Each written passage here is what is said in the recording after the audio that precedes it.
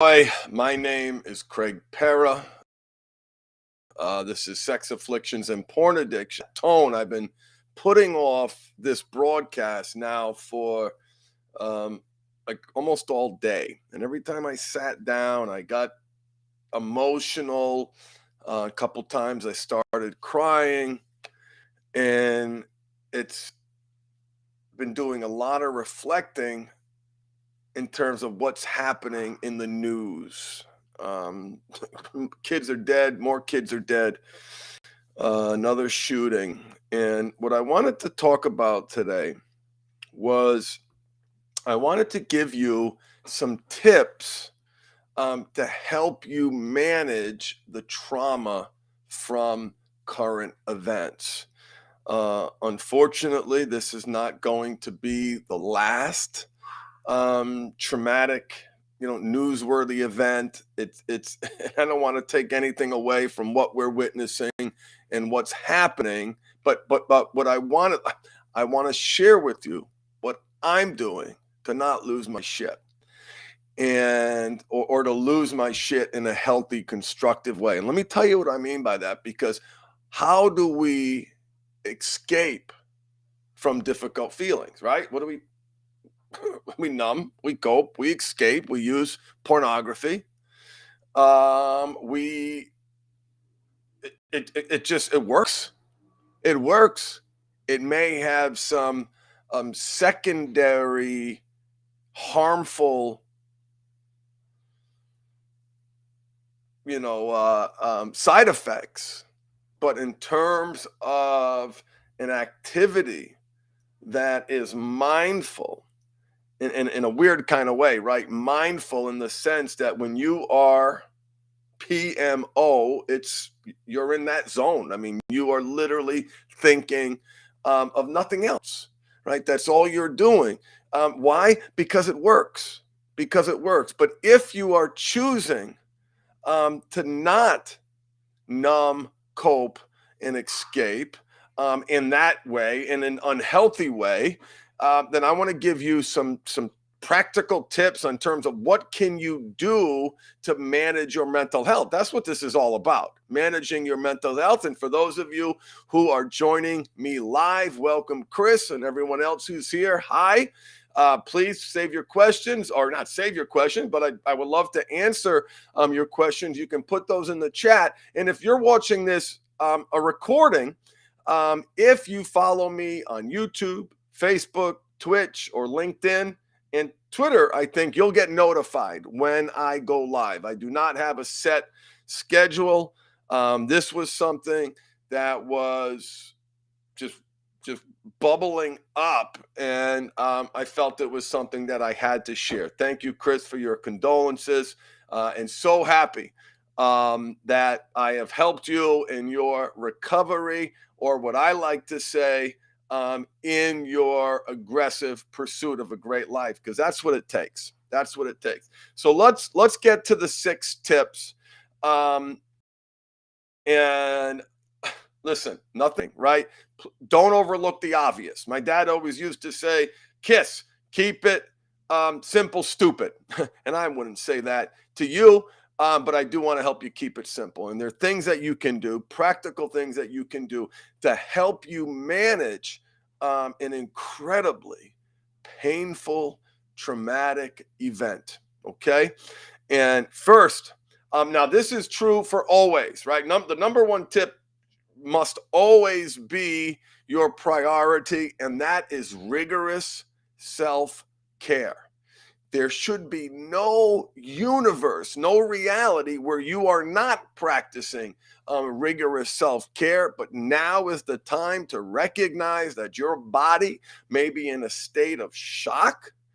You may be wounded in ways that you don't even appreciate, or aren't able to appreciate on the surface. So you need more self-care.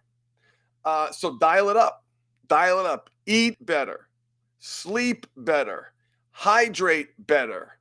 Exercise more, and practice mindfulness. Tonight, I'm doing yoga. I'm going to the gym after our group call this evening. Rigorous self-care is like mandatory. It's absolutely mandatory. It's always mandatory when a trauma like this is dominating the news cycle. It's absolutely critical. Number one, rigorous self-care. Now, this is what I do. Okay, I want you to take this list and tailor it to you. You may find that, well, listen, rigorous self-care, like that's a given. Okay. The second one is what I do. I do not watch the news. I read about the news, and I've seen some of those videos. I've seen some of those videos, and you have too.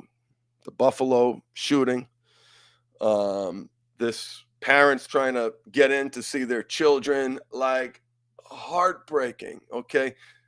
So I want to be informed. I want to be educated, but I cannot stand, and most of you cannot stand that 24-hour news cycle. Ask yourself, is what you're watching adding value? Is what you're watching enhancing your reality? Is it contributing? Is it making you more informed? So there's that, right? You don't want to be now listen, there was a time in my life where I completely checked out from news, and I started to feel like a bad citizen. I was in my beautiful bubble here outside of Sacramento, California. It is safe. I realized this 2 weeks ago. I'm walking at night with my noise canceling headphones on, like the big cone ones, and I feel safe. What a privilege. What a blessing. And welcome, guys. So turn off the news. Pay attention to how you feel in your body. Welcome, Kyle. Welcome, Squires and Spurs. So glad you guys are here. What we're doing is giving you some tips to help you manage trauma from current events. And listen, I got guys in my program who are porn, addicted to other compulsive sexual behavior. They're addicted to that 24-hour news cycle, and they're watching the news, and they're getting angry, right? And angry. You do you, but is that helping you? Is that helping you be a better father? Is it impacting the zone of influence that you have? Not the zone of influence, the zone of control. What do you have control over, right?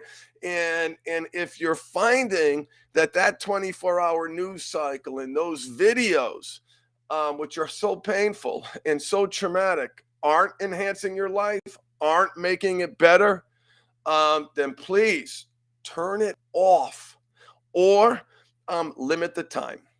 Limit the time that you are going to watch these videos. Maybe you watch the nightly news tonight to get the information that you need to be an informed, educated citizen. I ask myself, is this actionable? Right? Can I do anything with this information? And we'll talk about that in a second, because that gets to another one of my tips. Here's number 3, and this is an important technique that I've been getting a lot of value with. As some of you know who've been listening, I am in the middle of my internal family systems training. I believe internal family systems with mindfulness is and will continue to change the way addictions are treated in this country, change the way mental health issues are treated in this country. If you do not know what the internal family systems model is, or if you've never heard of Richard Schwartz, I encourage you to look it up. And the best book out there, the primer, is a book called No Bad Parts. No Bad Parts. So basically, in the internal family systems model, I'm going to read to you a list of parts that we commonly deal with in the program. Oh, yeah, Squires and Spurs, the comments. Not just watching the news, the comment section. Sometimes I choose to go down the rabbit hole. I choose to, examine, okay, what percentage of these are bots? What percentage of these are people just saying things to inflame? Please, if you want to maintain your sanity. Limit your news consumption in an informed, educated way that works best for you, and stay away from the comments. Now, Squires and Spurs, being a little bit in the public space, some of those comments are terribly insulting. My family's been insulted. My wife has been insulted. I am, regularly insulted. And it used to really, really bother me. Fortunately, it doesn't anymore. But yeah, absolutely stay away from the comments. But if those of you if you're new here, I want to, so here, number 3 is honor your protector parts. And let me tell you what I mean by that. First, what is a protector? Okay, a protector is a part, and I'm going to give you some examples of a protector. And one of the beauties of no bad parts is you begin to look at these parts of you differently, right? So let's say you've got a defensive part. You've got a part that gets angry. You got a part that's really judgmental. You've got a part that's very critical. You've got a part that lies. You've got a part that procrastinates. You've got a part that feels like a worthless piece of shit. Join the club. You've got a part that resents your partner or maybe your boss or other people close to you. You have a part that feels shame. I have a part that can shut my feelings down, and those walls come up and I don't feel anything. Like, I don't feel anything. And this happened. So Tuesday I had my IFS training. I get on the news. I'm looking in terms of what's going on. And oh my God, like, what am I watching? And it was absolutely driving me crazy. It was, hold on one second. I got to shut something off here. All right. Sorry about that. So my walls come up, right? I see a news article and they're talking about this shooting. And I realized, like, after seeing a couple of them, this wasn't some old footage. This was something that just happened. And instantly, whoom, like, I can suppress my feelings almost feels like a cold-blooded killer. Sometimes it feels like just like a narcissist. I just don't care about anything. I just don't feel. And I felt those walls come up. And listen, why do those walls come up? Those walls come up to protect me from pain. Those walls come up to protect me from pain. That protector, the part that keeps me from feeling, he's been around for a long time. He's been around since I've experienced physical violence as a child, as I was touched by an older neighborhood boy. Like, whoop, those walls come up so fast. That is an example of a protector. And that, so what I invite you to do is to honor your protector parts. Like that part of you that shuts all feeling down, like, hey, have a conversation. How do you honor that part? You have a conversation with that part. You thank that part for what it's trying to do. Hey, you're going to help me function today so I don't break down in a pool and cry my eyes out for the next 3 hours or for the next 3 days. Respect that part of you that brings these walls up. They're called protectors, and they're protecting something. Who are they protecting? These deeper, wounded parts in the IFS model. They call exiles. And I will post an article in the chat. I'll put it in the description for you. And here it is. Let me put that. There you go. Let me put that. There we go. So, great article on the basics of the internal family system. But the third step for me, and this is for me, I want to honor that part that shuts down my feelings. I talk to it. Yes, I talk to myself. I thank that part.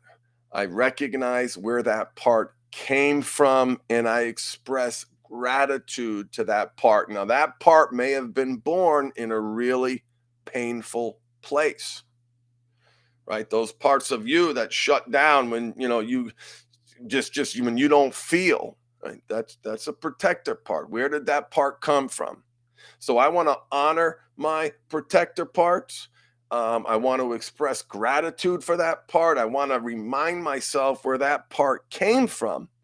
And in honoring your protector parts, that gets me to step 4. And you need to embrace, what is that part protecting? And step number 4 is to create some space in your life so you actually feel.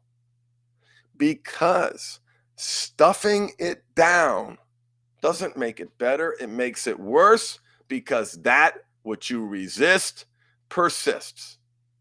Remember that which you resist persists. So what I've done, I've given myself some moments.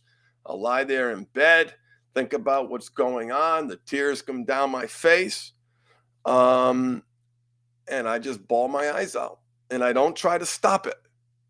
Listen, I don't have any client appointments coming up. This isn't something I do. Oh, look, I got 3 minutes. Hold on. Let's get back to doing what I need to do. But make some space for you to feel.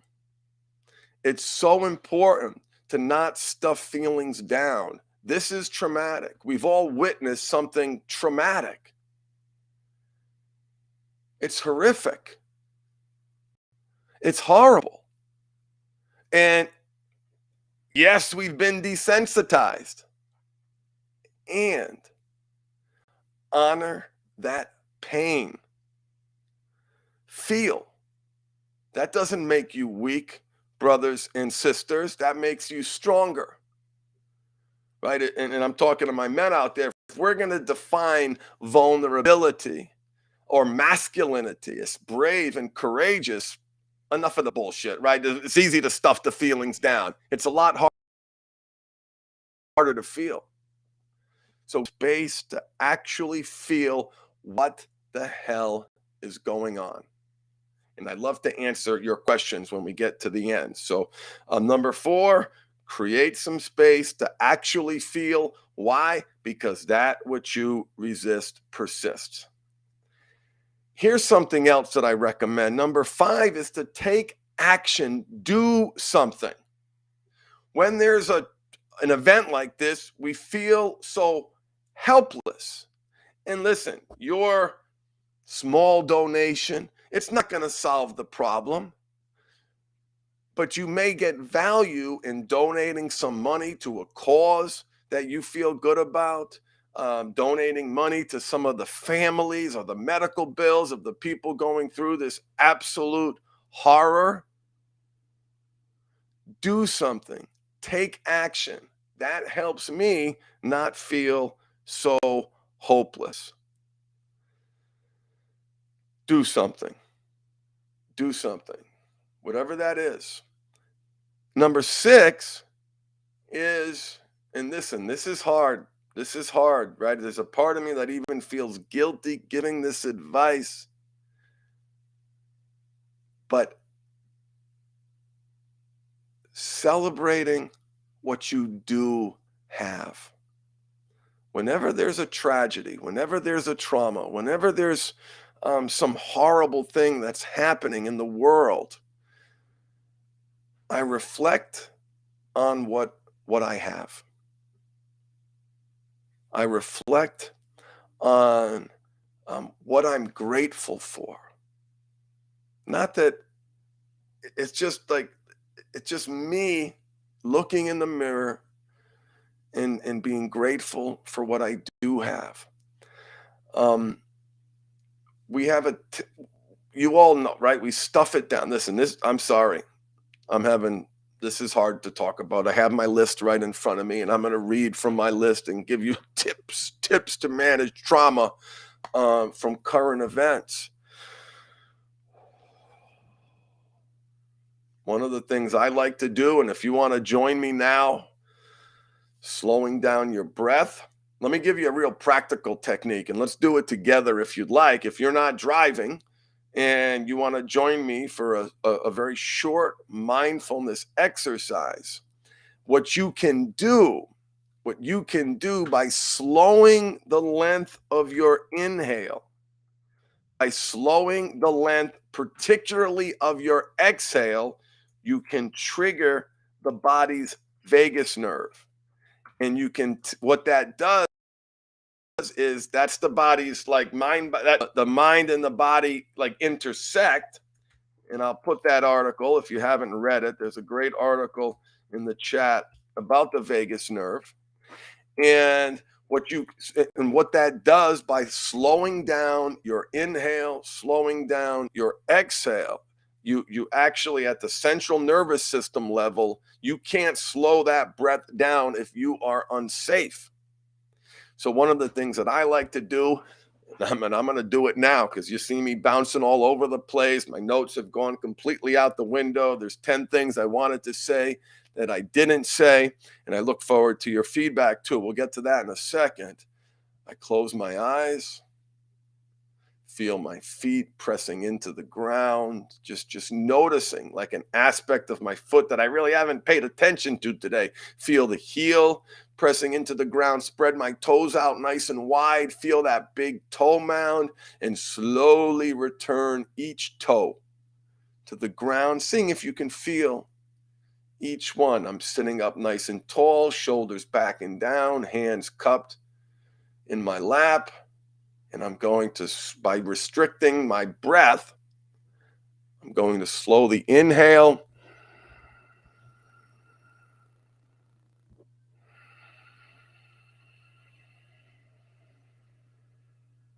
And by restricting the length of the exhale, you tell the vagus nerve, or it triggers the vagus nerve, that you're safe.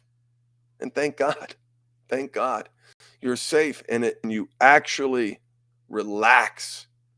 That fight, flight, or freeze response, this counterbalances that. No joke. This isn't any woo-woo, mumbo jumbo, kumbaya, hug a tree. I love trees. I'm not talking about that, though. I'm talking about hardcore science. Research, the vagus nerve, VAGUS. Thank you, Angela, so much for those kind words. Wish you well. So much love. Thank you, thank you, thank you. So let's do the more. Let's spend like a minute. We'll just do a minute. Feet pressing into the ground. Now I feel my two bones in my butt, right? I want to like feel my feet are on the ground, right? My feet are grounding me, pressing into the ground, and those two bones in my butt, I'm going to rock back and forth very slowly left, back and forth right. Sometimes I like to put my hand on my heart because it's creating an extra sensory connection. It's like my hand is on my heart, my other hand is on my abdomen, and I'm focusing on my body and my breathing as I take slow inhales and slow exhales. Join me.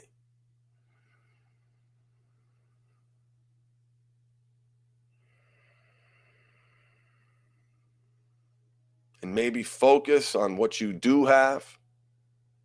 Focus on something you're grateful for.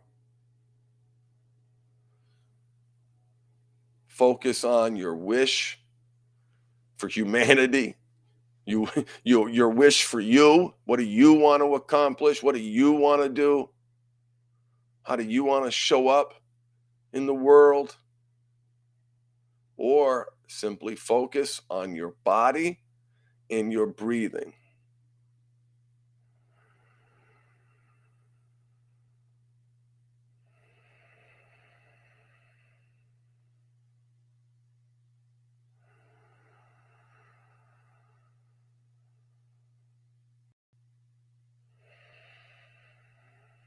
If you've just joined me, we're practicing some mindfulness. So join me if you're in a safe place and you can do so without harming yourself or others. Close your eyes, relax the muscles in your face, release the tension in your forehead, release the tension around your eyebrows, allow your eyes to float in the sockets. Release all the tension around your nose, around your mouth. Relax the tension in your lips. Relax your tongue inside your mouth. Lower it from the roof of your mouth. Relax your tongue. And shift your jaw left, right.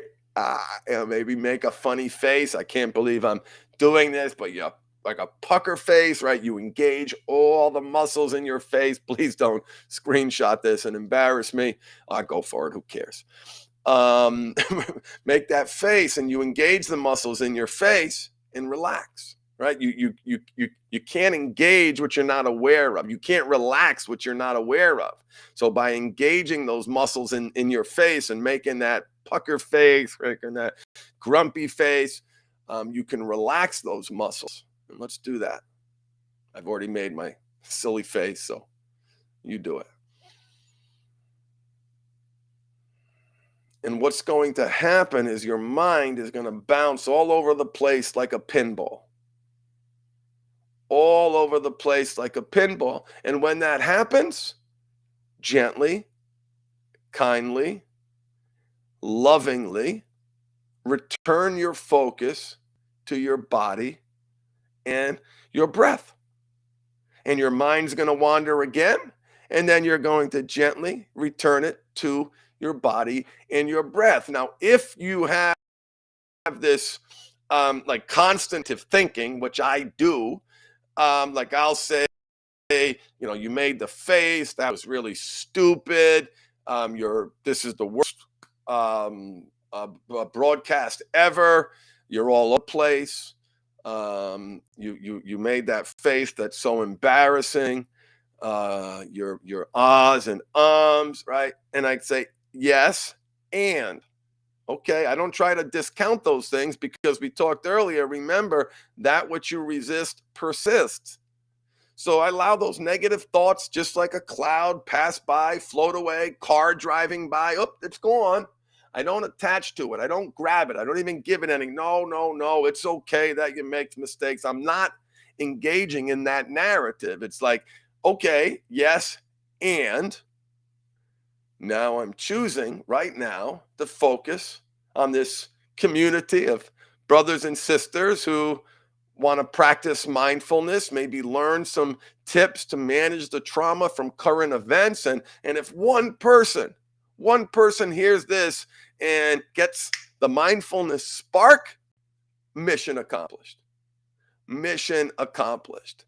Mindfulness will change your life. If you've never heard of that concept before, there's an app. UCLA has if you search UCLA Mind, find a free app. There's another app called Insight Timer, which has loads of free mindfulness trainings. And the most popular app in the marketplace is Headspace or Calm. Those are two of the big companies.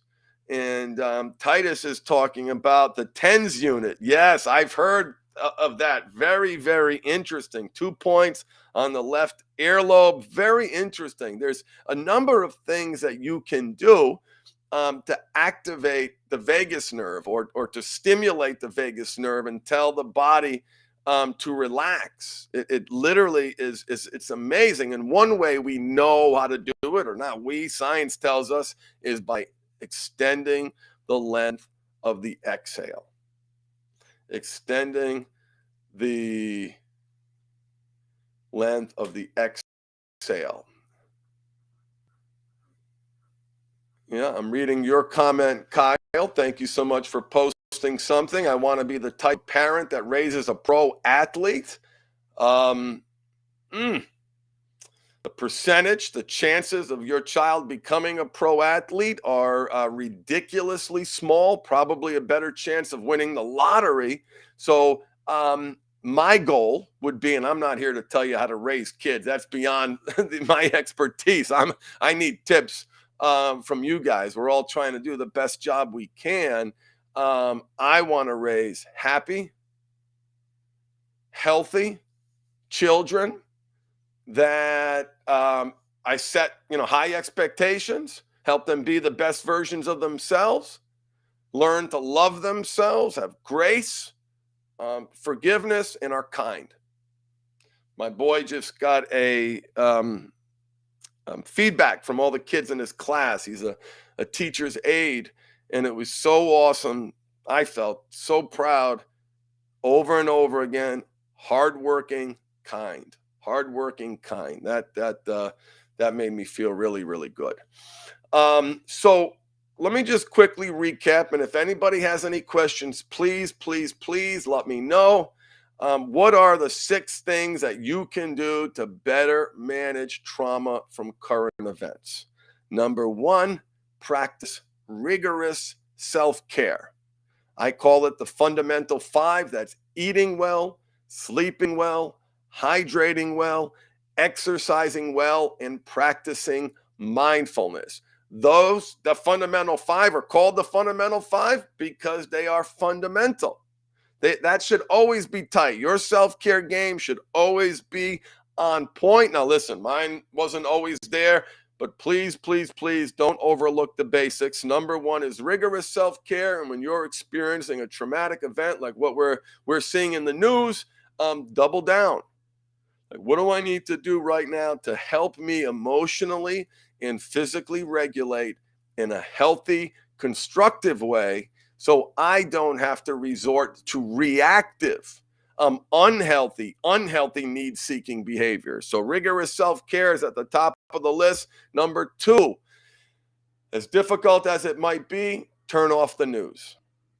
I am very selective of what I put in my body in terms of what I put in my eyes, what I put in my ears, what I put in my mouth, what I put in my nose. I don't put anything in my nose, but sense. I'm very mindful of my senses, and I'm very deliberate and intentional. And I found myself watching and suffering and crying and consumed. There was a time when I used to spend hours a day in that news cycle. Now I was proud. I read both sides of the issues. I felt really informed. It did not give me a stitch of information to help me live a better life. So seriously consider turning off the news or limiting the type of news versus video versus listening to it, or right. That's where my primary source of news is from what I read. That does not have the same impact on the visual trauma that you are seeing repeated over and over again. The next technique might require a little bit of information and understanding of the internal family systems model, but the advice that I wish to give you is to honor your protector parts. And what I mean by that is I have a part that can shut down and not feel a goddamn fucking thing. This was the part of me that allowed me to act out, to engage in behaviors that were cruel, that were unkind, that were abusive, that were demeaning, that were right, that part that lies, that part that compartmentalizes, that part that lacks empathy, right? That part is protecting me from not feeling the horrific trauma of what we're witnessing unfold on television. So instead of shutting that part off or trying to stuff that part down, I want to honor that part. I want to express gratitude. Hey, part that's helping me I feel those walls came up. We literally, yesterday was another step in the IFS training that I'm getting. And I saw, was it yesterday? Tuesday, excuse me. And I'm watching the news and boom, I could feel those walls come up. I didn't give a shit about anybody. Didn't give a shit about the training. At least there was a part of me that didn't give a shit about anybody. There was a part of me that didn't care, just going through the motions. And I acknowledge that part, right? That part is trying to protect me. That part came from some pretty traumatic stuff. And that's what we call a protector. So honor that part of you, express gratitude for that part. And if that part's protecting, what is that part protecting? That part is protecting you from feeling trauma. So my next step is to create some space to actually feel. I have been in the past 6 hours on the floor crying. That is one of the curses of recovery, one of the blessings of emotional intelligence. You feel, you connect, you have empathy. And what I know that I can't do is to stuff that down. And that's not masculine in the way I define it. Stuffing that down isn't, I'm tough, I'm a badass. I want to feel. Feeling's hard. Feeling fucking blows sometimes. Feelings makes it worse. Thank you, Titus. Thank you so much for those kind words. Create some space to actually feel. The next step is to take action, to do something, right? We feel so hopeless. We feel so helpless. Maybe there's something you can do to help one of the families in need. Maybe there's issues that you feel passionately about and you want to give a small amount of money to a cause. Is that going to solve the problem? No. But it's doing something, and that's what helps me counterbalance those feelings of hopelessness. And last on my list, and by the way, this is like a cycle, repeat over and over and over again. Celebrate what you do have. Celebrate what you do have. Practice gratitude. Pray. Meditate. Focus on what you can control. Focus on your zone of control and your zone of influence. That's what I'm doing right now, and I would love to answer any questions. If you have a question for me, put it in the chat. Would love to answer your questions. Hope you enjoy the mini mindfulness exercise. If you don't know about mindfulness, it'll change your life. The internal family systems will change your life. The book that I read, that is a paradigm shifting book that'll help you see the negative parts of you from a completely different perspective that literally will blow your mind. Like I'm selling one of my programs, although if you use the coupon code podcast, you get 35% off my core training program. So if that's something that you need, what I'm selling you is this model, the IFS model, this concept of doing parts work, this recognition that these parts, the defensive part, the angry part, the liar part, the saboteur part, the procrastinator part, the addict part, the shame part, the piece of shit part, the part that feels resentful, the perfectionist, the just one more time part, the fuck it guy part. These parts are all trained, conditioned responses trying to meet a need, trying to meet a need, trying to meet a need. And that's a game changer, right? When you have that perspective and you're, instead of the demonization of those parts and the self-loathing that comes with these parts, it absolutely changes you. Absolutely changes you. So here's a question from Titus, and it is one of my favorite questions, so thank you. We ask how to get motivated to quit PMO when one has no motivation. Okay, that is a great question. I'm going to give you a practical answer, and I'm also going to share with you a link to a thing called blue zones. Let me know if you've ever heard of the concept blue zones. What blue zones are areas in the world where people live, they have clusters of people that live to be over 100.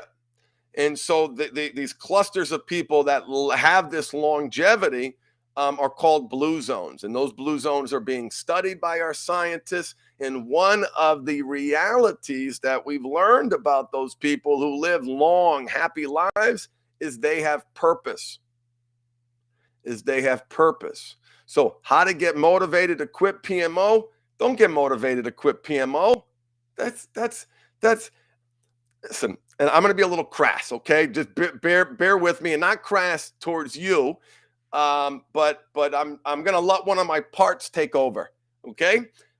Sobriety sucks. It's fucking boring. Like, I remember when I was at the meeting, rock bottom, and I'm looking around and I'm realizing, like, wait, I can't do this anymore. I can't do that anymore. I can't do this. It was depressing. Like I've had men literally cry because they're losing a friend, a security blanket, something that has been with them since they were children. Don't focus on quitting PMO. Focus on creating a great life for yourself. And because listen, break a habit, make a habit, right? Sobriety is only 20% of the solution. 20%. Like, I mean that. 9 years of helping people, 1,000 people, 27 countries, Steve Harvey, Katie Couric, Lifetime, Intervention, all these cool TV shows, impeccable online reputation. Take what you like, throw away what you don't. A part of you feels like sobriety sucks. But when you, and listen, I've got a video on my YouTube channel. I have tried to be honest, ethical in my advertising, in my videos. But I got one video that it's got such a clickbait title. It's such a clickbait title. I'm going to just acknowledge my clickbait title. It's The Cure for Sex and Porn Addiction. And I'll make it very simple and summarize. The cure is the aggressive pursuit of a great life. There were a couple of principles that merged for me at my low point, getting out of the hospital, rock bottom, 11 years ago, fired, hospitalized, 3 days in a psychiatric hospital. And there was an intersection of break a habit, make a habit. I'm a logical guy. Like, wait, to break this habit, that means I got to focus on something else. Well, what is that something else? And the next bit of information that came into my life was the story of the Feed the Right Wolf story. That there are two wolves inside us. One good, one bad. Which one wins? The one you feed. The cure is the aggressive pursuit of the great life. You being happy, you having self-control, you having emotional intelligence, you having tools to manage conflict, you having purpose. Those are all the things that are required to not do the thing. The thing, this PMO, is literally one of the oldest habits that you have, period. Maybe wiping your ass, maybe certain dietary habits, but look, food, ass, and this. Like this habit is one of the oldest habits that you have in your life. The only way you're going to be successful is to aggressively pursue a great life. Now, that's a tough pill to swallow when you might be at a low point. One of my favorite techniques that I have, or one of my favorite pieces of advice, this is why I love this question, because there's so many important lessons that come up with, well, how do I get motivated when there's no motivation? Follow those exercises. See if you're able to discover your purpose. You have a purpose, Titus. There is no doubt in my mind that there is a spark in you. I know there is. I believe you that you haven't found it yet. I believe that. But what's on that make a habit part of the equation? Okay, here's the second piece of advice to answer your question. The second piece of advice is falls under the principle of Zen Goal Setting. Let me spell that for you. If you have not heard that concept. It is one of my favorite self-help realities. Kaizen. Kaizen.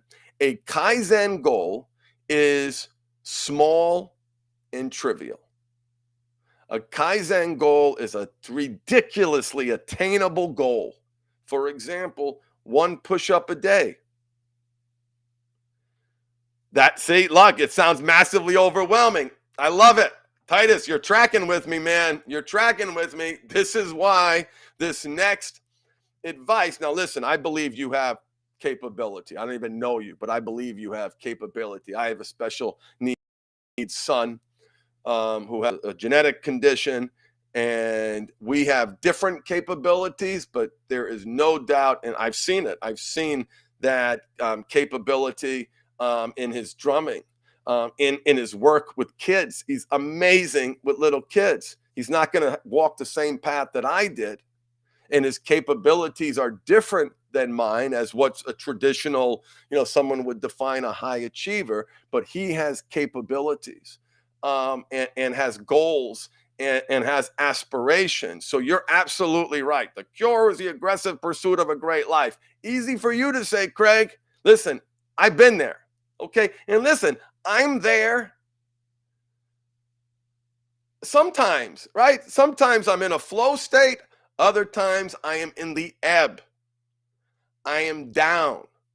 I am sad. I am depressed. April was a very difficult month for me. It was the anniversary of my stabbing. April 1st, I was violently assaulted when I was 18 years old, my first year of college, arrested, kicked out, and stabbed. That was my first year of college. And I never dealt with the trauma of that assault. There was a medical problem that flared up, work-related problem. Adrian went on vacation to get married, so he's gone for a month. There was 5 or 6 problems, and then 2 more problems. Michelle went away. Michelle went away. She's not home. Freedom. I can do whatever I want, right? The mind is wandering, going to really, really, really dark places. What can I do? What can I get away with? I am acknowledging the thought narrative. I'm acknowledging the part of me that felt like a rat being let out of the cage because it was punch in the face, punch in the face, punch in the face, punch in the face. I'm going away for a few days. And then my neighbor, my police officer neighbor, let's go. Let's party. Yes. I know. No. I'm going to do something healthy. Maybe next time, maybe when she's home and we'll get a bunch of the guys going out. We'd love to do something. So the point I'm trying to make is when I am at that low place, and I've got a number of physical problems and a number of mental health problems. I've had 7 car accidents, fractured skull, hairline fracture when I was in high school. I've already had low back surgery. I've had jaw surgery. I have a chronic inflammatory condition diagnosed with Crohn's, found out it wasn't Crohn's, it was something else, arthritis, a fibromyalgia-like condition, herniated disc in my neck. The stem cell guy looked at my film and went, oh, like his bedside manner went out the window when he, a lot of pain. A lot of pain. And when I'm in those low places, Titus, when I'm at that low place, I set the bar very, very low. I do something. Literally, my philosophy, and when I'm in those low points, is that something is better than nothing. So when I'm in that low place, okay, I'm going to brush my teeth. I'm going to floss. I'm going to do 1 push-up. I've got this thing out in the garage. I have to, because I injured my brachial plexus last December. I've got about 20% loss of mass in my hand. You can literally see the difference between my right hand and my left hand. I'm almost 51 years old. Injury on top of injury on top of injury. This last injury, I hurt myself like stretching my neck, ruptured my brachial plexus, nerve damage in my hand. I'm going to hang for 30 seconds. That's it. I lower the bar. I lower the bar. Not the let's go and you're the coach and you're supposed to do everything right and you know memento mori, you only live once, you're gonna die. How do you want to live this life? I like motivation. There's a place for motivation, Titus. There's a place for it. I like it, right? Watch those motivational videos. Have your motivational playlist. And the concept that something is better than nothing changed my life. Changed my life. And whenever I'm in that low place and the mind's starting to wander, one, I get to share about it. What a blessed life I have. I get to get on a call with my brothers in the program and, hey guys, let me tell you this crazy thought I have. Let me tell you what's going on in my life. Here's what I'm doing about it. Lower the bar is one of my favorite pieces of advice because it's true. Something is better than nothing. If you meditate for 60 seconds a day for 30 days, I promise, I'm almost certain that you might be a different person. If you do one push-up a day for 30 days, now you're talking sustainability. Now you're creating a culture of success while you're trying to figure out what your purpose is, what lights your fire, what makes you feel good about yourself. So really, thank you for that comment. And for those of you who just joined, Titus was acknowledging that advice, the aggressive pursuit of a great life. Yay, great. But for me, it sounds massively overwhelming. And that is where my principle of lowering the bar, something is better than nothing, is one of my favorite pieces of advice because it's attainable. I can do the one push-up. I can brush my teeth. And listen, I brush my teeth all the time. But there was a time when they'd spend hours scraping off the plaque when I used to go to the dentist because I didn't take care of myself. And it is because of I'm not even going to make an excuse. There are so many times where I find myself off track. And the way that I get back on track, sometimes it's the motivational speech. Sometimes I'm the fire-breathing dragon and I'm ready to rock and roll. And that motivation inspires me. Other times, I lower the bar and embrace Kaizen goals and set a ridiculously attainable goal for myself. A ridiculously attainable goal for myself. And in the spirit of Kaizen goal setting, I invite all of you who are listening to think right now, what is one small, trivial goal that you can set for yourself that embraces the reality that something is better than nothing? You might choose to journal 3 lines. You might choose to do 1 push-up. You might do 3 jumping jacks. You might put something in your calendar that says, okay, I'm going to do this at that time. So it's critical that we create a culture of success and yes, motivation. Yes. It's funny because a lot of people join my programs. And if you're interested, go check them out. The core training program. If you go to the website and you look at, the core training program, the podcast gets you 35% off. Okay. We have a standing discount policy for men in their 20s. But this discount's better than the one we give the guys in their 20s. It's a special podcast discount for the core training program. And people join that program. They're at low, they're at low point something, and they're doing this and they're doing that, and they're like, doing all this great stuff. And I'm so happy. Yay, good. I'm glad you're doing those things. The question I ask is it sustainable?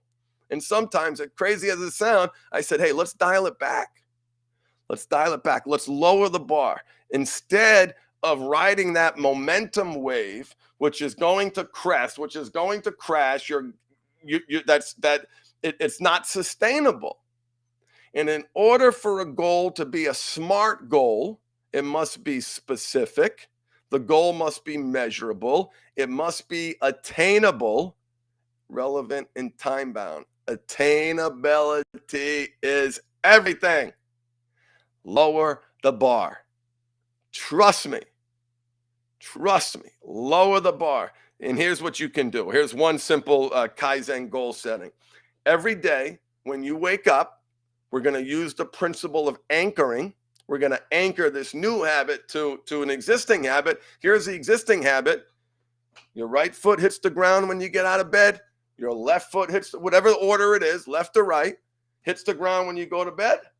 And count your breaths for 60 seconds. Anchoring, great goal setting technique, very, very important. Kaizen, lowering the bar, building a culture of success, 60 seconds, counting your breaths, and mindfulness. Like you've killed 3 important birds with one stone. And what you're going to find is that is so hard. It is so difficult to do anything consistently over an extended period of time, particularly something that's good for you. Particularly something that's good for you. Inspiring and overwhelming. Well, that's it's overwhelming for me sometimes.